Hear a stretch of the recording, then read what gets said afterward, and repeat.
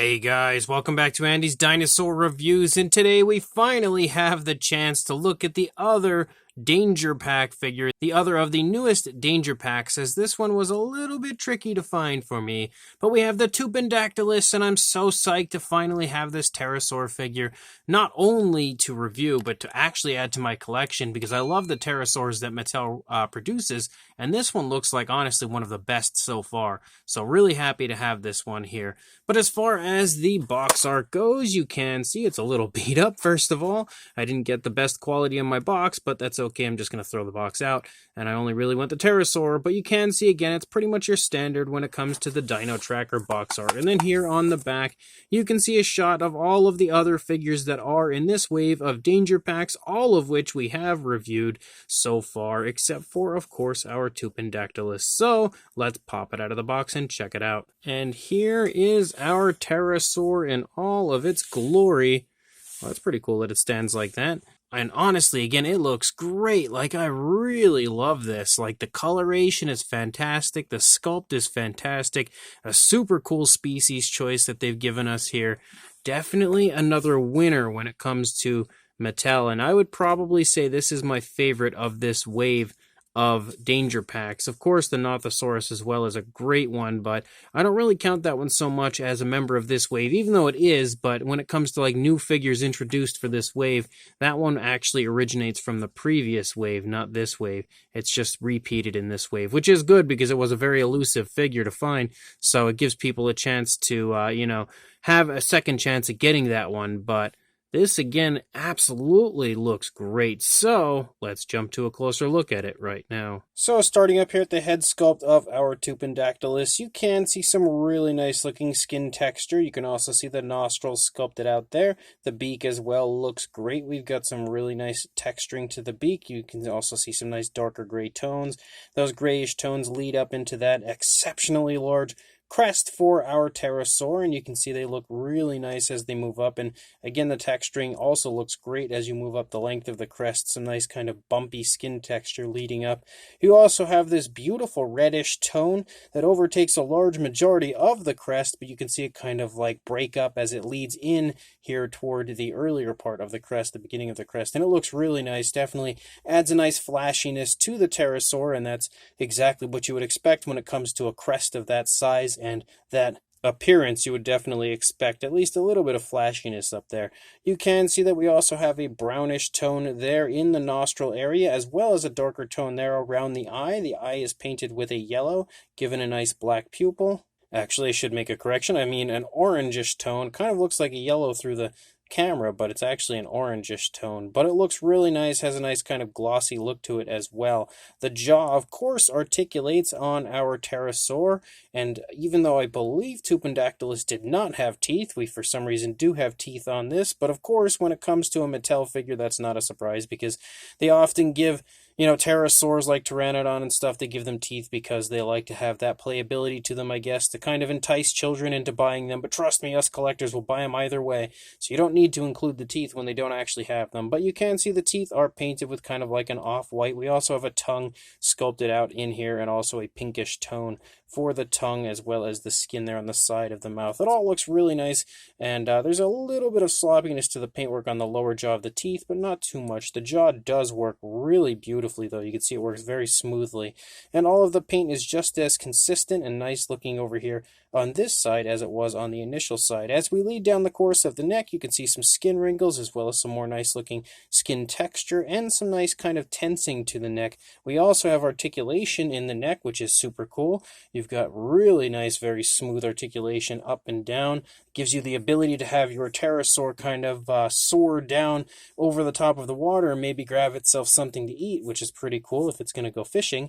But as you lead back here into the body, you continue to have, again, a very nice looking appearance to the pterosaur. You've got the spinal column there kind of sticking up in almost a ridge-like fashion on the back. Of course, we have the Jurassic Facts app code there. If I could pull that up. There we go. There it is, if you'd like to add that to your collection. The pterosaur, not a big fan of the way that those are applied because it's a little bit of an eyesore on the back, but I guess it's not the end of the world. As you lead out into the wing of the pterosaur, you can see it looks really nice. We've got some nicely sculpted out fingers, no nail paint, but that's not exactly surprising. In the skin of the wing, you can see a nice light tone, as well as some nice looking detailing there as you move out, and as you lead out, you can also see a grayish tone, similar gray to what we had seen on the face, pick up, and it's basically overtaking the entire area of the skin on the tip of the wing, leading in, and then it kind of breaks up. Sort of similar visual to the way that the reddish tone breaks up, or even maybe you could say the grayish tone breaks up leading into the red. The grayish tone breaks up leading into this lighter tone of the wing here. And same deal over here for the opposing side of the wing. And there's also a really nice curve to the wing. You can see it doesn't have any kind of articulation out in that area, but it has a really nice curve to it, which I actually also like. You do have articulation in the wings, just not in mid-wing area, but you can see it can go up and down very nicely. And yes, absolutely can swivel. I actually don't know if the neck swivels. Yep, absolutely. So the neck also swivels. We can turn the head all the way around if we choose to, but definitely some nice mobility with this figure. But as you lead down, you can again see that very small sort of tail area there for our pterosaur, and leading down into the legs, you've got some nice muscle definition, nice looking foot sculpts as well. You've got the toes sculpted out quite nicely. Again, no nail paint. I don't know if the legs articulate together. Yeah.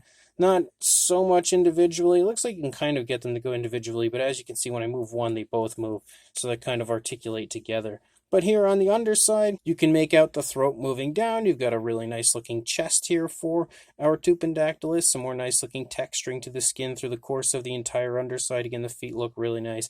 And the same style of detail here leading out into the wings. Just no real coloration difference at all on the underside. Like there's just nothing going on here on the underside. But overall, I really think this is a great looking pterosaur. Even if it does have things like teeth and everything in the mouth, it's an absolutely beautiful rendition of a Tupandactylus, and definitely another awesome release from Mattel. As far as a size goes, for a length, you're looking at about 4 3/4 inches, or around 12 centimeters, and for a height, the top of the crest, a little over 4.5 inches. Yeah, I would say a little hair over, not much, or around 6.5 centimeters.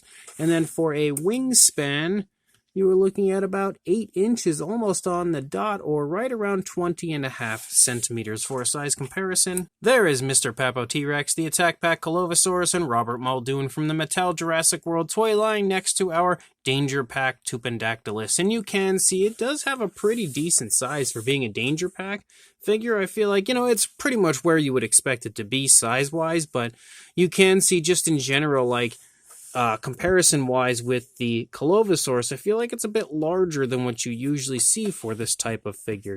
It's definitely got a fairly decent size. I wouldn't say larger for a pterosaur, it's just larger than a common Danger Pack, but I think the pterosaurs normally are. But for another comparison, including a different pterosaur, here is one of your standard-sized Mattel Pteranodon figures next to the Tupandactylus, and obviously you can see, some aspects of the figure are larger, like the crest and the head in general, but as far as like the overall size goes, you can see they are fairly similar. I would say slightly more impressive when it comes to the Tupandactylus. And for one more comparison, here is a Mattel Dimorphodon next to the Tupandactylus as well. I don't think we need too many comparisons. It's pretty obvious roughly where the size range of this figure would lie.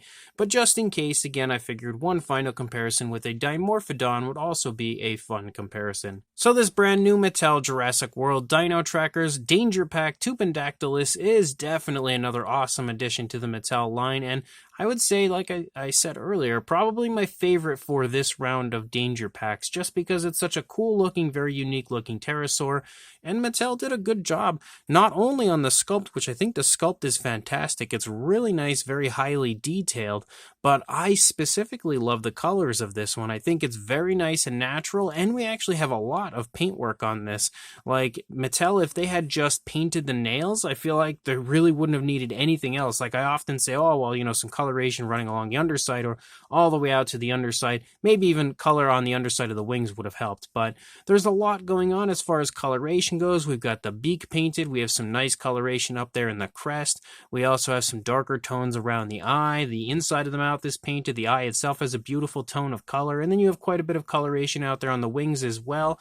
And I think it just looks really good, really natural. And the application of the paint looks great as well. The tones they've chosen also look really nice. I feel like, again, it's definitely the type of color I could see on a living pterosaur. And then, of course, as always, we have articulation, and that's one of the things we all love about our Mattel figures is articulation, because articulated prehistoric figures is pretty much the it thing nowadays, as we all love articulated figures, and Mattel always gives us some nice articulation. Absolutely the case here with this pterosaur, and it's all very smooth and very nicely done overall. So absolutely worth picking up. It is definitely a figure that I recommend anybody that is a Mattel collector add to their collection, because it's a really beautiful pterosaur, probably one of Mattel's best pterosaurs yet. So if you are interested, my suggestion is to head to your local Best Buy if you happen to have one, because that seems to be the place where they're finding most of these. I think they actually have now begun showing up at Walmart, last I heard. They're finally beginning to show up at Walmart, but since my Walmart is horrible, actually all 4 of the Walmarts in my area are horrible at actually stocking the danger packs. I don't foresee my area getting these anytime soon, but if your area isn't so bad, you may find them at Walmart, but you're probably better off looking at Best Buy. One way or another, definitely pick this figure up if you can, in fact, find it, and make sure you like, comment, and subscribe, and I will see you in the next review. Thanks for watching.